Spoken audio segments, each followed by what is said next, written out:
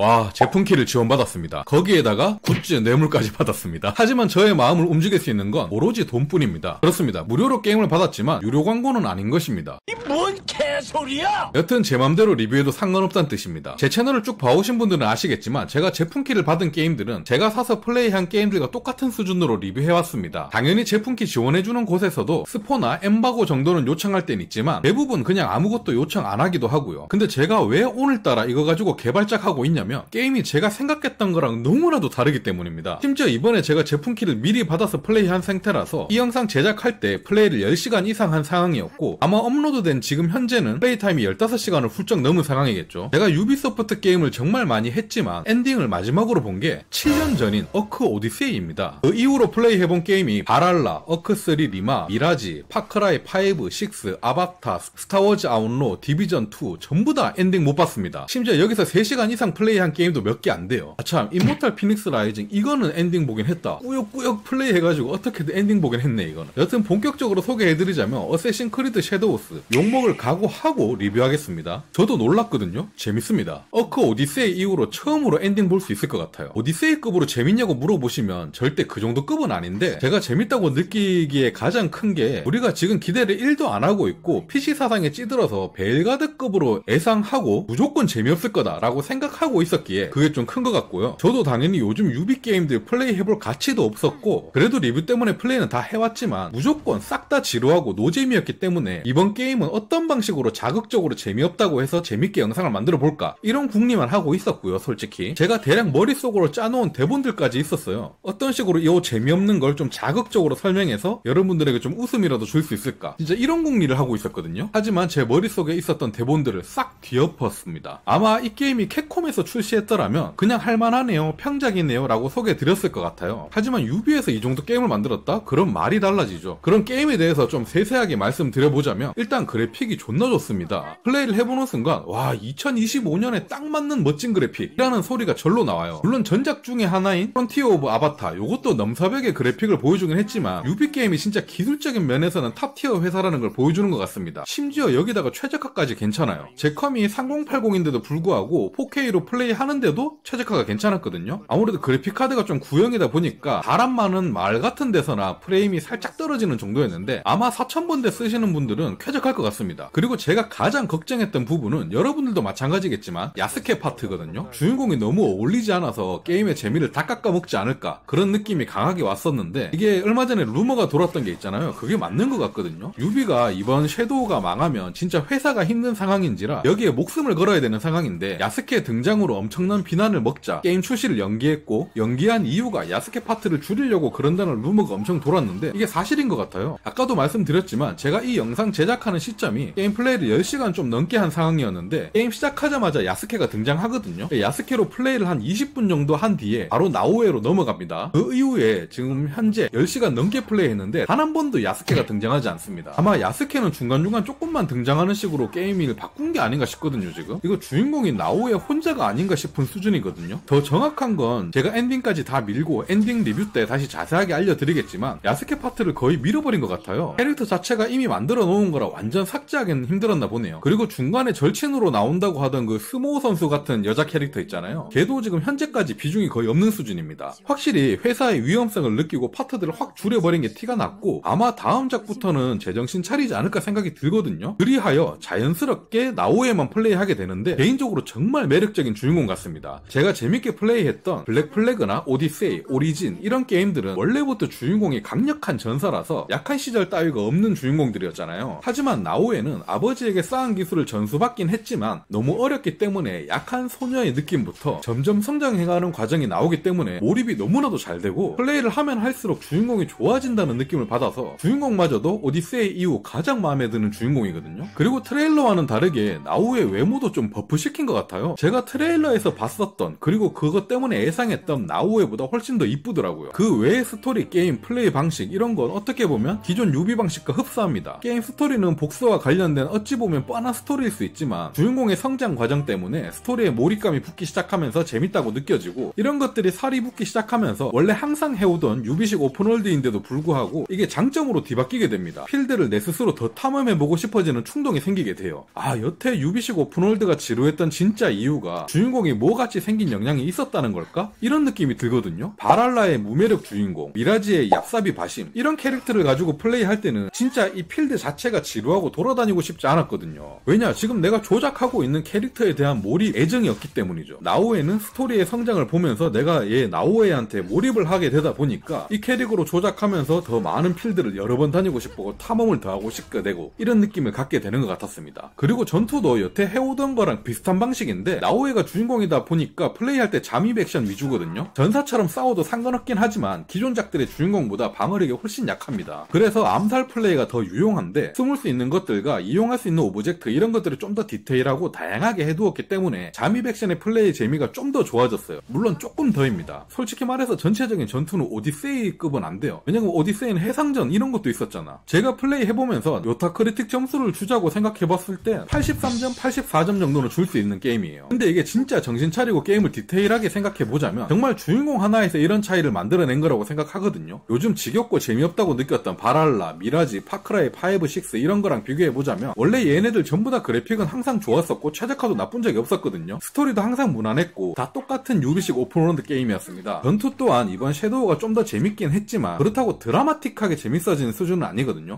아주 조금 더 재밌어진 정도예요. 눈에 보이게 PC 느낌을 많이 뺐고 주인공을 매력적으로 잘 만들었으며 주인공이 어릴 때부터 성장 과정을 몰입도 있게 잘 끌어냈다. 딱 이거 하나가 게임의 재미를 엄청나게 갈라놓은 게 아닌가 싶습니다. 물론 파크라이는 PC 사상이 없다고 생각하는데 주인공들에 대해서 좀 몰입되는 그런 건 없거든요. 스토리라든지 이런 것들이 그런 매력이 차이가 나는 것 같아요. 진짜 명확하게 말해서 이번 어쌔신 크리드 섀도우스 재밌습니다. 하지만 냉정하게 말하자면 갓게임까진 모르겠고 평작 이상은 된다고 보고요. 스팀 기준으로 말하자면 긍정적, 매우 긍정적 요 두 가지 정도 수준은 느껴져요. 물론 이제 실제 평가가 나오면 제 생각과는 정반대일 수도 있겠지만요. 저는 제품키를 지원받아서 했지만 정가 주고 사서 했어도 절대 돈 아깝다고 느낄 수준은 아니었습니다. 다만 요즘 헌터들이 많으시잖아요. 모넌 하시는 분들, 모넌 하던 거 중단시키고 할 정도까지는 아니라고 생각하는 편이라서 모넌 마음껏 즐기시다가 좀 지겨워져서 이제 다른 게임 좀 해볼까 할 때 그때 또 마침 섀도우스가 할인까지 하고 있다면 강추드리는 게임이고 모넌도 호불호가 또 강한 장르라서 애초에 이게 안 맞아서 요즘 할 게임 없어서 심심하다 하시는 분들은